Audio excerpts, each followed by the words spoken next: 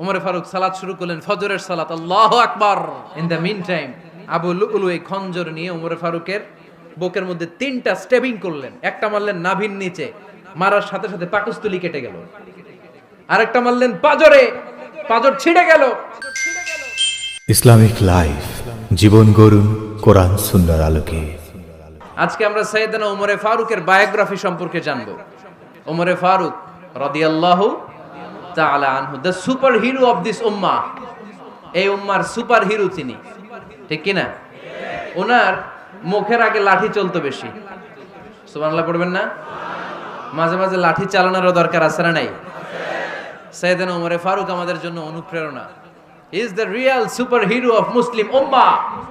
তিনি এই উম্মার রিয়েল সুপার হিরো।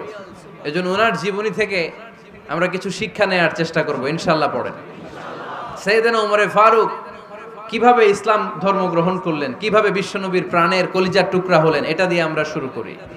আল্লাহ তাআলা সাইয়েদনা ওমর ফারুকের হৃদয়ের মধ্যে 3টা ধাক্কা মেরেছেন, ইমানের ধাক্কা। আওয়াজ করে বলতে হবে কয়টা? জোরে বলেন তো কয়টা? 3টা ইমানি ধাক্কা। এক হচ্ছে বিশ্বনবীর দোয়ার ধাক্কা। এক কি? দোয়ার ধাক্কা। 2 হচ্ছে সূরা হাক্কা দিয়ে দিয়েছেন আল্লাহ এক ধাক্কা। সুবহানাল্লাহ পড়বেন না? 3 হচ্ছে